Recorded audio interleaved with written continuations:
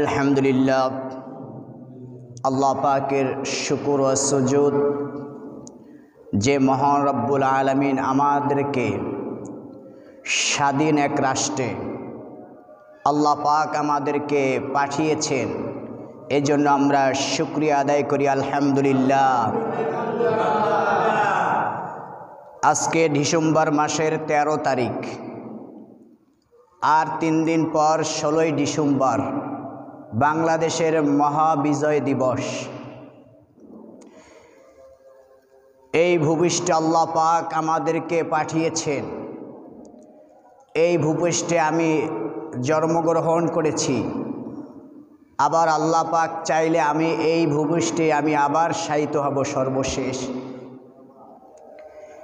এই ভূমিষ্ঠের প্রতি, এই জমিনের প্রতি, এই রাষ্ট্রের প্রতি আমাদের একটা টান আছে, মহাব্বত আছে, ভালোবাসা আছে। এই ভূমি এবং রাষ্ট্র আমরা বহু ত্যাগ স্বীকার করে আমরা এই ভূমিকে অর্জন করেছি। যাই হোক, আর মাত্র 3 দিন পর আমাদের সেই মহান বিজয় দিবস। যেই মহান বিজয় দিবস জাতীয় জীবনে আমাদের অনেক গুরুত্ব এবং অনেক তাৎপর্যপূর্ণ রয়েছে, দিক নিদর্শন রয়েছে। 1971 সালে, কত সালে? 1971 সালে 16ই ডিসেম্বর, প্রায় 9টা মাস সশস্ত্র সংগ্রামের মাধ্যমে বাঙালি জাতি এই বিজয় অর্জন করেছে। কয় মাস যুদ্ধ করেছে? 9 মাস। এই যুদ্ধে অনেক মা তার সন্তানকে হারিয়েছে, অনেক সন্তান তার বাবাকে হারিয়েছে, আবার অনেক পিতা তার মাকে হারিয়েছে, আবার অনেক স্ত্রী তার স্বামীকে হারিয়েছে, অনেক স্বামী তার স্ত্রীকে হারিয়েছে। হাজার হাজার মানুষের চোখে পানি বিসর্জন দিয়ে আমরা এই বাংলাদেশ নামক রাষ্ট্রটা পেয়েছি। এই বাংলাদেশ রাষ্ট্র পাওয়ার পিছিয়ে আল্লাহ পাক আমাদের প্রতি রহম করেছেন, মায়া করেছেন। আল্লাহ পাকের রহমতের দৃষ্টির কারণে আমরা এ দেশকে বিজয় করতে পেরেছি। বিশ্বের মানচিত্রে বাংলাদেশ সার্বভৌমত্ব একটা রাষ্ট্র হিসাবে প্রতিষ্ঠিত হয়েছে 1971 সালে। কত সালে? 1971 সালে।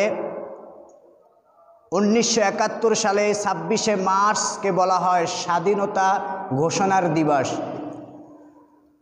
1971 সালে 26শে মার্চ পাকিস্তানদের বিরুদ্ধে বাংলাদেশ সর্বপ্রথম যুদ্ধ ঘোষণা করেছিল।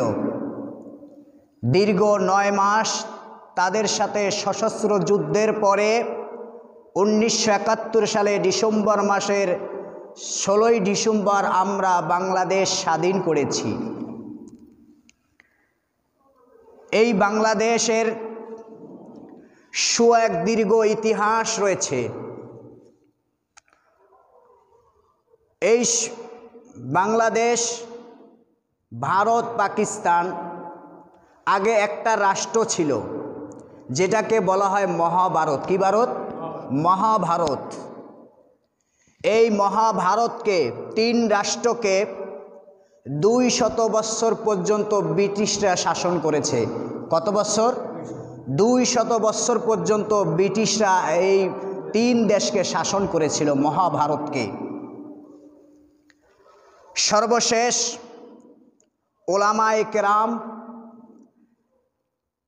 ওলামায়ে কেরামের ভিতরে শাহ আব্দুল আজিজ সর্বপ্রথম ব্রিটিশদের বিরুদ্ধে ফতোয়া জারি করেছিলেন।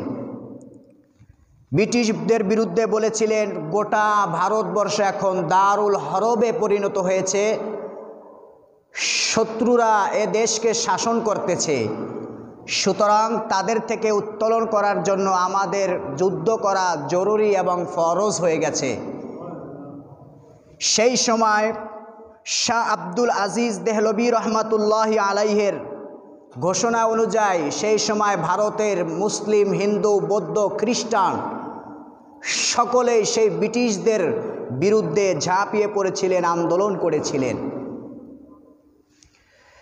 সেই আন্দোলনে বালাকাটের প্রান্তে সর্বপ্রথম শহীদ হয়েছিলেন সৈয়দ আহমদ শহীদ, মাওলানা ইসমাইল শহীদ, এবং শামির ময়দানে অসংখ্য ওলামায়ে কেরাম, মর্দে মুজাহিদ তারা সেই সময় শহীদ হয়েছিলেন।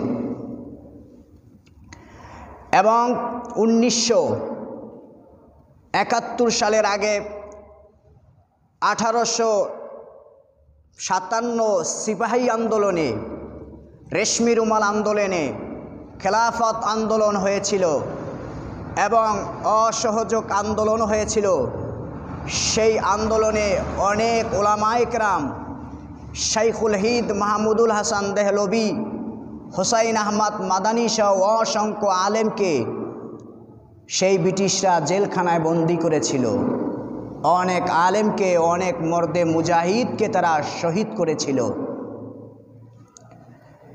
প্রায় এরপরে ব্রিটিশদের থেকে ভারতবর্ষ বিজয় অর্জন করে। প্রায় ব্রিটিশদের বিরুদ্ধে প্রায় 100 বছর পর্যন্ত জিহাদ করেছিলেন। কত বছর? 100 বছর পর্যন্ত জিহাদ করেছিলেন এই ব্রিটিশদের বিরুদ্ধে। ব্রিটিশ পুরা মহাভারতকে 200 বছর পর্যন্ত রাজত্ব করেছে। কত বছর? 200 বছর পর্যন্ত মানুষদেরকে গোলাম বানিয়ে রেখেছে, আলেম ওলামাকে হত্যা করেছে, মুমিনদেরকে হত্যা করেছে। তাদের বিরুদ্ধে যারাই কথা বলতো, চাই হিন্দু হোক, খ্রিস্টান হোক, বৌদ্ধ হোক, তাদের শাসনের বিরুদ্ধে যারাই কথা বলেছে তাদেরকে হত্যা করেছে, না হয় তাদেরকে জেলখানায় বন্দী করেছে। 200 শাসন ব্যবস্থা 100 বছরের ভিতরে লড়াই করে তারপর ভারত অর্জন করেছে, ভারত বিজয় করেছে। যখন এই ভারত বিজয় হয়ে আসছে যখন মানুষের হাতে আসবে, ঠিক তখন এই সাম্প্রদায়িক দাঙ্গা শুরু হয়ে গেল। সাম্প্রদায়িক দাঙ্গা যখন শুরু হলো, তখন মুসলমানরা চাইল তারা ভিন্ন রাষ্ট্র গড়বে, আবার হিন্দুরাও চাইল তারাও একটা ভিন্ন রাষ্ট্র গড়বে। এই যখন তাদের চাওয়া, তখন ভারতবর্ষ আবার 2 ভাগ হয়ে গেল। কয় ভাগ? ব্রিটিশ খেদানের পরে ভারতবর্ষ আবার 2 ভাগ হলো। এক ভাগ হলো পাকিস্তান, এক ভাগের নাম কি? পাকিস্তান। আর এক ভাগের নাম হলো হিন্দুস্তান। কি স্থান? হিন্দুস্তান। পাকিস্তান মানে পবিত্র স্থান, যেই জায়গায় মুসলমানরা বসবাস করবে, আর হিন্দুস্তান যেই জায়গায় হিন্দুরা বসবাস করবে। তাহলে ভারতবর্ষ 2 ভাগ হয়ে এক ভাগ হলো পাকিস্তান, আর এক ভাগ হলো হিন্দুস্তান। হিন্দুস্তান মানে হিন্দুরা সেখানে বসবাস করবে, পাকিস্তান মানে সেখানে কারা বসবাস করবে? মুসলমানরা বসবাস করবে। তাহলে বাংলাদেশের আগে ভারতবর্ষ 2 ভাগ হয়েছিল। কয় ভাগ? 2 ভাগ, পাকিস্তান এবং হিন্দুস্তান। পাকিস্তান এবং কি? হিন্দুস্তান। এই 2টা রাষ্ট্র যখন প্রতিষ্ঠিত হলো 1947 সালে 14ই আগস্ট পাকিস্তান স্বাধীনতা লাভ করে, এবং 1947 সালে 15ই আগস্ট হিন্দুস্তান স্বাধীনতা লাভ করে। 1947 সালে 15ই আগস্ট যখন পাকিস্তান লাভ করে, সেই পাকিস্তানের ভিতরে 4টা প্রদেশ ছিল। কয়টা? 5টা প্রদেশ ছিল। আর ভারতের ছিল 27টা প্রদেশ। কয়টা? 27টা। 27টা ভারতের প্রদেশ ছিল একই সাথে, কিন্তু পাকিস্তানের 5টা প্রদেশ 4টা একসাথে ছিল, আর একটা ভিন্ন ছিল, সেটাই হলো পূর্ব পাকিস্তান। সেটাই কি? পূর্ব পাকিস্তান। বাংলাদেশের স্বাধীনতা অর্জনের আগে এদেশের নাম ছিল পূর্ব পাকিস্তান। কি ছিল? পূর্ব পাকিস্তান। স্বাধীনতা লাভ করার পরে এদেশের নাম হয়েছে বাংলাদেশ। বাংলাদেশের আগে এদেশের নাম ছিল কি? পূর্ব পাকিস্তান। যখন 1947 সালে 14ই আগস্ট যখন বাংলাদেশ স্বাধীনতা লাভ করে, পূর্ব পাকিস্তান পশ্চিম পাকিস্তান যখন লাভ করে, তখন পশ্চিম পাকিস্তানের ভিতরে প্রথম বিজয়ী পতাকা উত্তোলন করেছিলেন শিব্বির আহমদ ওসমানী। তিনি সর্বপ্রথম সেই পশ্চিম পাকিস্তানের রাজধানীতে তিনি বিজয়ী পতাকা উত্তোলন করেছিলেন। আর বাংলাদেশের পূর্ব পাকিস্তানে সর্বপ্রথম যিনি ঢাকার শহর বিজয়ী পতাকা উত্তোলন করেছিলেন তিনি হলেন সৈয়দ জাফর আহমদ শিব্বির রহমাতুল্লাহ আলাই। তিনি সর্বপ্রথম বাংলাদেশের ভিতরে বিজয়ী পতাকা উত্তোলন করেছিলেন। তাহলে এখন ভারত একটা রাষ্ট্র হয়েছে, পাকিস্তান আর একটা রাষ্ট্র হয়েছে। যেহেতু পাকিস্তানের 4টা প্রদেশ একসাথে ছিল, আর একটা প্রদেশ যেহেতু দূরত্বে ছিল প্রায় 1500 মাইল দূরত্ব, বাংলাদেশ এবং পাকিস্তানের ভিতরে কত মাইল দূরত্ব? 1500 মাইল দূরত্ব।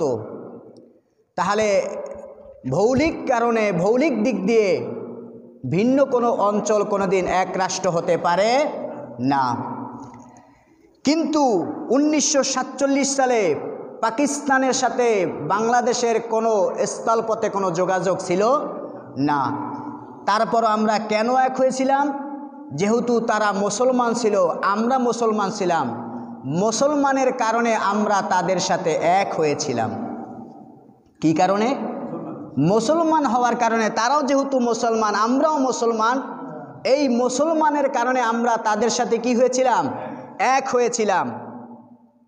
সেই সময় পাকিস্তানের নেতারা ওয়াদা করেছিল যে পাকিস্তানের আইন শাসিত হবে কোরআন এবং সুন্নাহ অনুযায়ী। কি অনুযায়ী?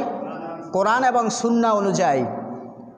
পশ্চিম পাকিস্তান, বাংলাদেশের পূর্ব পাকিস্তান, সেই সময় তারা ওয়াদা করেছিল যে দোনো পাকিস্তানের ভিতরে কোরআন এবং সুন্নাহ অনুযায়ী আইন প্রতিষ্ঠিত হবে এবং ব্যবসা বাণিজ্য চাকরি সকল ক্ষেত্রে সমান অধিকার পাবে। কি অধিকার পাবে?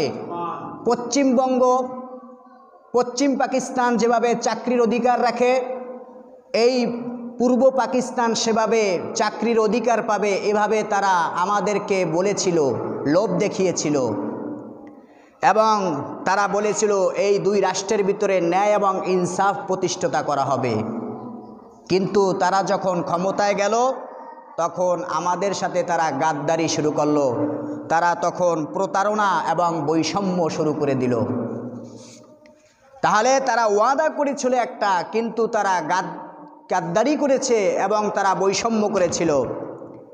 তাহলে পূর্ব পাকিস্তান এবং পশ্চিম পাকিস্তান যুদ্ধ করার মূল কারণ কি? কেনই বা যুদ্ধ হয়েছে? যুদ্ধ হওয়ার কারণ 1 নাম্বার ছিল পূর্ব পাকিস্তান এবং পশ্চিম পাকিস্তানের ভিতরে স্বতন্ত্র সাংবিধানিক যে অবকাঠামো থাকবে সেটা হবে কোরআন সুন্নাহ অনুযায়ী। কি সুন্নাহ অনুযায়ী? কোরআন সুন্নাহ অনুযায়ী হবে। সেই সময়ের প্রেসিডেন্ট ছিলেন কায়েদে আজম মোহাম্মদ আলী জিন্না। কে ছিলেন? মোহাম্মদ আলীর জিন্নার নাম শুনেছেন কিনা আপনারা?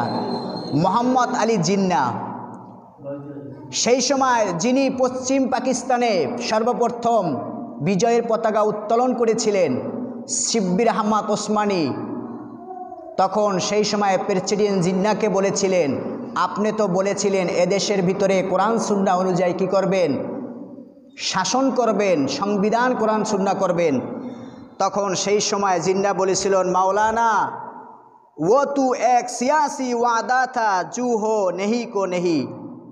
সেই সময় শিব্বির আহমদ ওসমানীকে জিন্না বলেছিলেন যে এটা তো একটা সামান্য রাজনীতিক ওয়াদা ছিল, কিন্তু এটা কোনোদিন হওয়া সম্ভব নয়। সর্বপ্রথম তারা বিশ্বাসঘাতকতা করেছিল, কোরআন সুন্নাহর তারা রাষ্ট্র গঠন করবে, সেই অনুযায়ী তারা রাষ্ট্র গঠন করে নাই। দ্বিতীয় নাম্বার, তারা যে আমাদের সাথে প্রতারণা করেছিল পশ্চিম পাকিস্তান, তারা আমাদের দেশে ছিল মাতৃভাষা বাংলা ছিল। কি ছিল? বাংলা ছিল। পশ্চিম পাকিস্তান পূর্ব পাকিস্তানে জোর করে আমাদের বাংলা ভাষা ছিনিয়ে নিয়ে তারা আমাদেরকে উর্দু ভাষা শেখাতে চেয়েছিল। এটাও আপনারা বক্তৃতার ভিতরে শুনেছেন। তারা আমাদেরকে জোর করে রাষ্ট্রভাষা আমাদেরকে উর্দু চাপিয়ে দিতে চেয়েছিল, বাংলা ভাষা আমাদেরকে ছিনিয়ে নিতে চেয়েছিল। 3 নম্বর যেটা কারণ সেটা হলো এই পূর্ব পাকিস্তান জনবহুলে এবং সংখ্যাগরিষ্ঠ হওয়া সত্ত্বেও পাকিস্তানি সেই সময়ের শাসকরা আমাদের সাথে জুলুম করেছিল, অত্যাচার করেছিল, যার ফলে তারা আমাদের প্রতি অবিচার করেছিল, জুলুম করেছিল বাঙালি জাতির প্রতি। কারণ সব ক্ষমতা ছিল কাদের হাতে? পশ্চিম পাকিস্তানের হাতে। 4 নাম্বার যেটা ছিল সেটা ছিল সরকারি অফিসে, সমস্ত অফিসের ভিতরে পশ্চিম পাকিস্তানের সব লোক দিয়েছিল বাংলাদেশের ভিতরে ঢুকিয়ে, পূর্ব পাকিস্তানের ভিতরে। পশ্চিম পাকিস্তান সবগুলা এই পূর্ব পাকিস্তানের ভিতরে তারা সরকারি চাকরি করেছিল। এই পূর্ব পাকিস্তানের কোনো মানুষকে তারা সরকারি চাকরি দেয় নাই। 5 নাম্বার যেটা ছিল এদেশের উন্নয়ন, ব্রিজ, ঘাট, রাস্তা, অবকাঠামো তারা এই পূর্ব পাকিস্তানের ভিতরে সঠিকভাবে তারা করে নাই, বৈষম্য তারা করেছিল। সব কিছু উন্নয়ন তারা করেছিল কোথায়? পশ্চিম পাকিস্তানে করেছিল, কিন্তু এই পূর্ব পাকিস্তানে তারা তেমন কোনো কাজ করে নাই, বৈষম্য তারা করেছিল। এরপরে 1970 সালে পূর্ব পাকিস্তান চেয়েছিল তারা স্বতন্ত্রভাবে একটা সরকার গঠন করবে, চেয়েছিল কি না? এই পূর্ব পাকিস্তান তারা চেয়েছিল স্বতন্ত্রভাবে সরকার গঠন করবে, কিন্তু সেই সময়ের পশ্চিম পাকিস্তান সেই সরকার গঠন করতে দেয় নাই। এরপরে 7 নম্বর যে বৈষম্য তারা করেছিল 1971 সালে 25শে মাস গভীর অন্ধকারের ভিতরে তারা বাংলার মানুষের প্রতি তারা গভীর অন্ধকারে নিরস্ত্র, যাদের হাতে কোনো অস্ত্র নাই, যাদের হাতে কোনো বুলেট নাই, তাদেরকে গভীর অন্ধকারে তারা হত্যা করেছিল কিনা? এদেশের মানুষকে তারা হত্যা করেছিল, হাজারো মায়ের বুক তারা খালি করেছিল। এরপরে 25শে মাস যখন এদেশের মানুষের প্রতি তারা অত্যাচার জুলুম করলো, হত্যা করতে লাগলো, এরপরে এদেশের মানুষ, এদেশের যুব সমাজ, এদেশের মানুষ তাদের কাছ থেকে মুক্তি পাওয়ার জন্য 26শে মাস তাদের বিরুদ্ধে সংগ্রাম ঘোষণা করেছিল। তাদের বিরুদ্ধে কি করেছিল? সংগ্রাম ঘোষণা করেছিল। সেই মুক্তির লড়াই ছিল, তাদের কাছ থেকে আমাদের অধিকার ছিনিয়ে নেওয়া ছিল, অধিকার। তাদের থেকে কিভাবে মুক্তি পেতে পারি? তাদের কাছ থেকে তারা যে বৈষম্য করেছে, মানুষদেরকে হত্যা করেছে, সেই সঠিক বিচার চাওয়ার জন্য তাদের কাছে আবেদন করেছিল। সে আবেদন তারা খারেজ করে দিয়েছিল, বরং এদেশের মানুষকে আরও তারা হত্যা করেছিল। সুতরাং 1971 সালে 16ই ডিসেম্বর যে বিজয় অর্জন হয়েছে, এটা শুধু আনন্দের দিন নয়, এটা একটা বেদনার দিনও ছিল। কারণ এই দেশের ভিতরে প্রায় 30 লক্ষ মানুষ, মতান্তরে কম বেশি হতে পারে, শহীদ হয়েছিল। তাহলে শুধু বিজয়ের আনন্দ নয়, বরং এই দিনটা 16ই ডিসেম্বরটা আমাদের একটা বেদনারও দিন। শুধুমাত্র তারা আমাদের প্রতি অবিচার করেছে এরকম নয়, বরং তাদের রাষ্ট্রে ভারত থেকে মুসলমানরা কি করেছিল? তাদের সাথে বসবাস করতে চেয়েছিল, জান মাল নিয়ে মুসলমানরা ইমানি জজবায় তাদের রাষ্ট্রে গিয়েছিল বসবাস করার জন্য। সেই সমস্ত মুসলমানদেরকেও তারা অপমূল্যায়ন করেছে। কিন্তু যখন কোনো রাষ্ট্র থেকে আরেক রাষ্ট্রে যখন কোনো মুসলমান যায়, হিজরত করে, তাদের সাথে কি ব্যবহার করা উচিত সেটা রাসূলুল্লাহ সাল্লাল্লাহু আলাইহি ওয়াসাল্লামের সাহাবীরা যখন মক্কা থেকে মদিনায় হিজরত করেছিলেন, তখন আনসাররা তাদের জান মাল, যাদের অনেক স্ত্রী ছিল, তারাক দিয়ে মুহাজিরকে তাদেরকে দিয়েছিলেন, তাদের সমান ভাগ দিয়েছিলেন। মুহাজিরের যদি 3টা জায়গা থাকতো, 2টা জায়গা তারা আনসাররা মুহাজিরকে দিয়েছিল বাড়ি উঠানোর জন্য, যাতে করে মদিনার ভিতরে কে আনসার কে মুহাজির সেটা যেন বুঝতে না পারে। সমানভাবে মদিনার ভিতরে আনসার এবং মুহাজিররা কি করেছিল? সমান অধিকার চেয়েছিল, সমান অধিকার দিয়েছে। কিন্তু পাকিস্তান আজও পর্যন্ত 1971 সালের আগে যেই সমস্ত মুসলমান পশ্চিম পাকিস্তানে গিয়েছিল আজও পর্যন্ত তারা তাদের সাথে খারাপ ব্যবহার করে। এখনও খবরের ভিতরে দেখা যায় প্রায় 30 লক্ষ বাঙালি যারা পাকিস্তান, পূর্ব পাকিস্তান এবং ভারত থেকে পাকিস্তানে গিয়েছিল তাদের প্রতি তারা আজকে অবিচার করতেছে, সমানভাবে তাদের অধিকার দিতেছে না। তাদেরকে যেহেতু তাদের রাষ্ট্রে থাকা সত্ত্বেও তাদেরকে অধিকার দিতেছে না, আর আমরা হলাম পূর্ব পাকিস্তানের, আমাদের প্রতি কি পরিমাণ তারা জুলুম করেছে সেটা তাদের আচার এবং ব্যবহারেই বোঝা যায়। যাই হোক, 1971 সালের যুদ্ধ ছিল জালেমের বিরুদ্ধে মাজলুমের ঘোষণা। কি ছিল? জালেমের বিরুদ্ধে মাজলুমের যুদ্ধ ছিল। এই যুদ্ধ কোনো ধর্মীয় কারণে ছিল না। ধর্মীয় কোনো কারণে ছিল? বলেন। তারা আমাদের প্রতি জুলুম করেছে, তারা আমাদের প্রতি সংগ্রাম করেছে, আমাদের প্রতি অত্যাচার করেছিল, যার কারণে এই পূর্ব পাকিস্তান পশ্চিম পাকিস্তানের বিরুদ্ধে যুদ্ধ ঘোষণা করেছিল, কোনো ধর্মীয় কারণে নয়। এমনকি এই রাষ্ট্রের ভিতরে যেই সমস্ত হিন্দুরা ছিল, সংখ্যাগরিষ্ঠ ছিল, তাদের প্রতি ইসলাম ধর্ম চাপিয়ে দেও তারা দেয় নাই।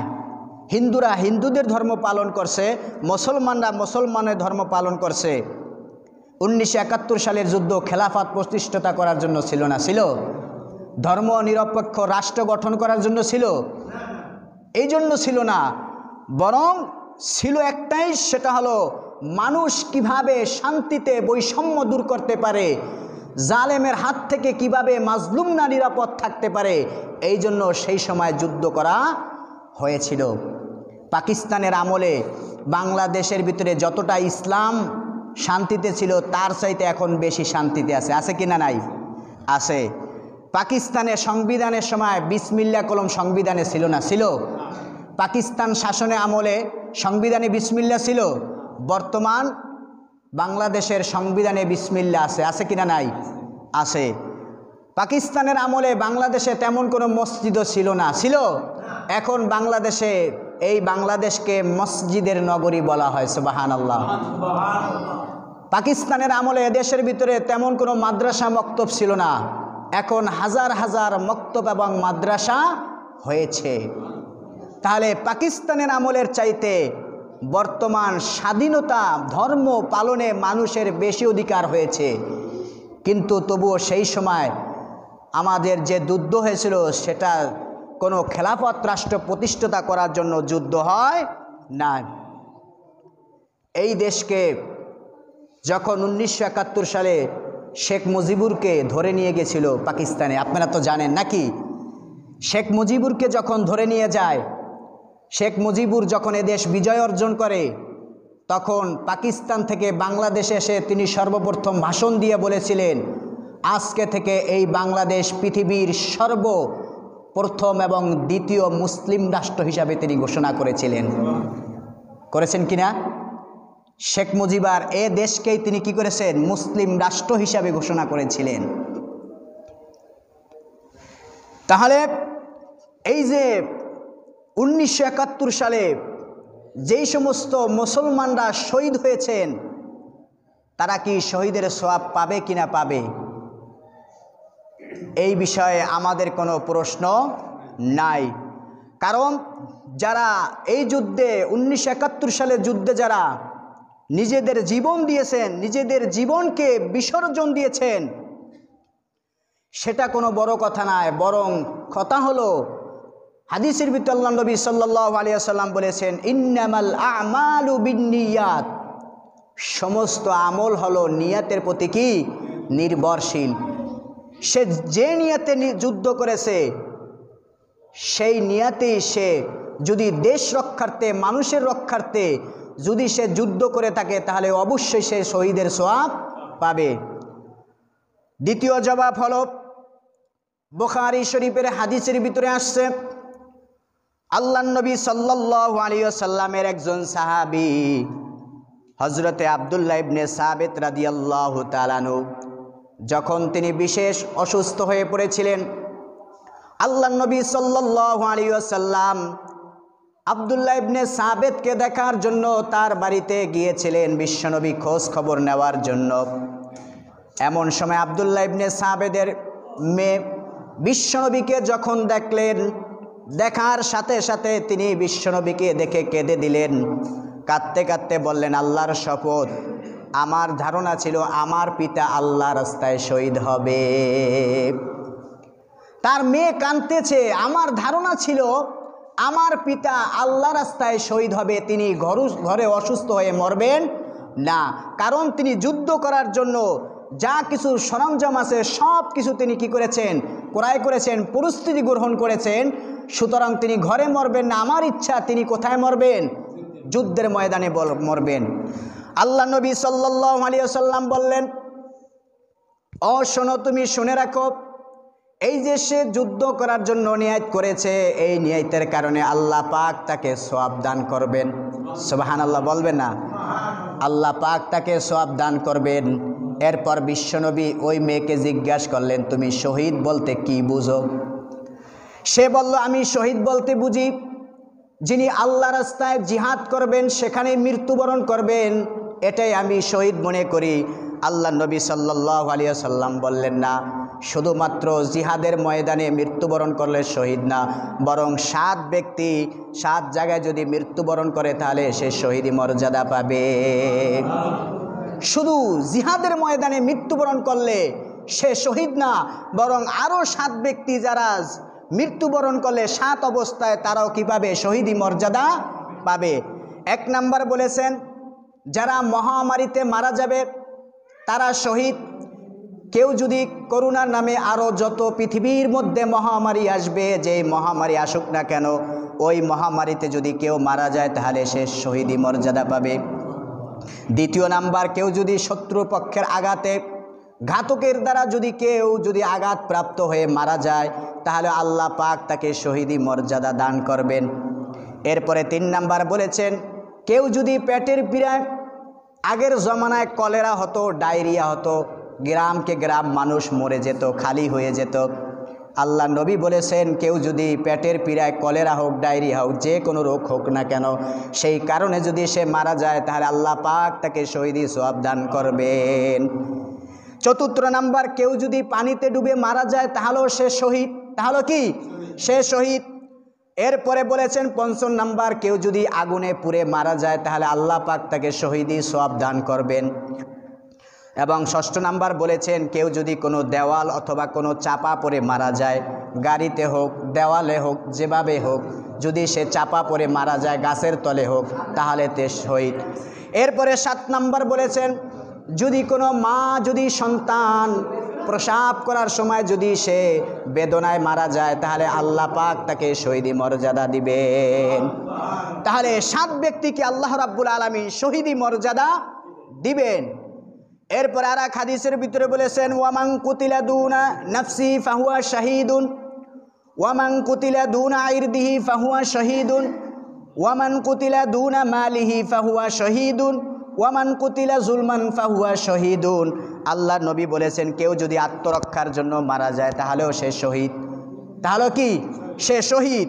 এবং কেউ যদি নিজের ইজ্জত রক্ষা করার জন্য যদি জীবন চলে যায় সেও শহীদি মর্যাদা পাবে। কেউ যদি কারো মাল রক্ষা করার জন্য যদি মৃত্যুবরণ করে সেও শহীদ হবে। এবং কেউ যদি অন্যের প্রতি জুলুম হয়ে যদি মারা যায় তাহলেও শহীদ। সুতরাং 1971 সালে বাংলাদেশ স্বাধীনতার জন্য যেই সমস্ত মানুষ যুদ্ধ করেছিলেন তারা নিজেদের জীবনের জন্য, নিজেদের জানের জন্য, নিজেদের মায়ের ইজ্জত রক্ষা করার জন্য পাকিস্তানি হানাদার বাহিনীদের বিরুদ্ধে তারা জিহাদ করেছিল কিনা? জিহাদ করেছিল। সুতরাং 1971 সালে যারা মারা গেছেন তারা প্রত্যেকে আল্লাহ পাক শহীদি মর্যাদা দিয়ে দিবেন। তারা শহীদি মর্যাদা পাবে, শহীদি সওয়াব পাবে, কারণ তারা এদেশকে স্বাধীন করেছে, এদেশের মাটিকে, সার্বভৌমত্বকে তারা রক্ষা করার জন্য তারা জীবনকে বিলিয়ে দিয়েছেন। সুতরাং তারা বাংলাদেশকে রক্ষা করার জন্য, সার্বভৌমত্ব রক্ষা করার জন্য যেহেতু জীবন দিয়েছেন, এই জীবন দেওয়ার কারণেই তারা যে মৃত্যুবরণ করেছে, সুতরাং তাদের কাছে আমরা এখন প্রত্যেকে চিরঋণী হিসাবে আছি, ঠিক কিনা? তাদের ঋণ কোনোদিন শোধ করা যাবে বলেন?